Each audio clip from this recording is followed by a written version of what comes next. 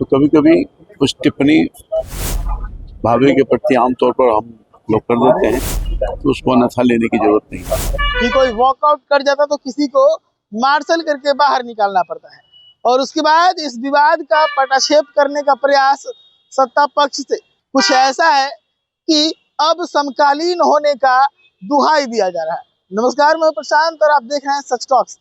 देखिए, जैसे ही ये मामला विवाद बनने लगा, मीडिया के सामने सफाई देते हुए जदयू के नेता श्याम रजक ने पहले दावा किया कि जो है देवर भौजाई का रिश्ता है, इसके कारण चलता है इतना। वहीं अब हम रामकृपाल यादव के बयान सुनाते हैं। रामकृपाल यादव आज अपने प्रदेश कार्यालय भाजपा के कार्यालय में मौजूद है। इस दरमियान उन्होंने कहा है कि समकालीन है वो लोग, तो उन लोगों के बीच की जो बातें हैं उसे बहुत ज्यादा सीरियस लेने की जरूरत नहीं है। हम सीधे बयान पहले रामकृपाल यादव को सुनाते हैं। मुख्यमंत्री जी और माननीय नेता प्रतिपक्ष श्रीमती राबड़ी देवी, लालू जी और वो दोनों एक साथ काम किए, भाई के समान थे।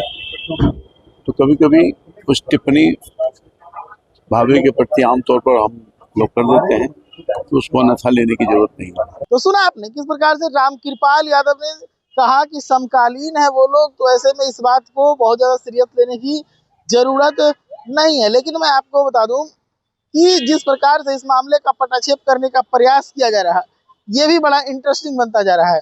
एक तरफ जहां विपक्ष के लोग ये कह रहे हैं कि राबड़ी देवी का अपमान किया गया, राबड़ी देवी का अपमान हुआ है, राबड़ी देवी खुद नीतीश कुमार के ऊपर हमलावर हैं, राजद के सोशल मीडिया हैंडल पर पोस्ट डाला गया, नीतीश कुमार को जिंदा लाश बताया गया, तो ये विवाद पूरा बढ़ता जा रहा है। लेकिन सत्ता पक्ष के लोग इसे पटाक्षेप करने को लेकर तरह तरह के बयान दे रहे हैं। कोई कह रहा है कि देवर भौजाई का रिश्ता है, तो कोई कह रहा है कि समकालीन है, तो ऐसे में उन लोगों के बीच में चलती रहती है। तो देखने वाली बात है, क्या ये कैजुअल है? अब देखिए, समझिए पूरा मामला को।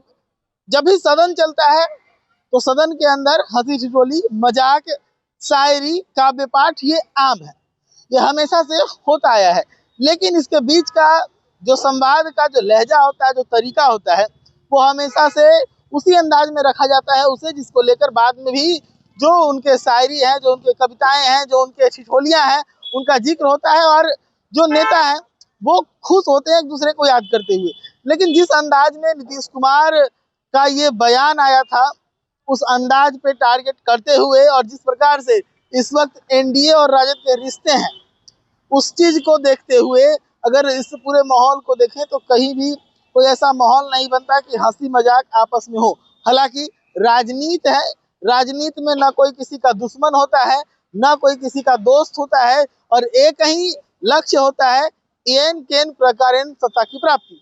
अब ऐसे में जो व्यक्ति 2 मिनट पहले तक किसी व्यक्ति के बारे में अपशब्द कह रहा था, 2 मिनट के बाद वही व्यक्ति प्रिय हो जाता है, क्योंकि सत्ता की कुर्सी पर बैठाने में वो सहयोगी बन जाता है, और सत्ता की कुर्सी पर अपने सहयोग से किसी को बैठाता है तो उसका मलाई भी खाता है। तो ऐसे में ये चीजें लगातार चलती रहती है। लेकिन जिस प्रकार से इस वक्त मामला बढ़ा है, लगातार तनातनी सदन के अंदर हुई है, इसे आप खुद सोचिए और बताइए कि क्या सच में ये जो बयानबाजी नीतीश कुमार की थी वो एक देवर भौजाई वाली थी? क्या सच में ये बयानबाजी जो थी वो समकालीन नेता होने के कारण दूसरे पे किए? ये सवाल हम आपके लिए छोड़े चलते हैं।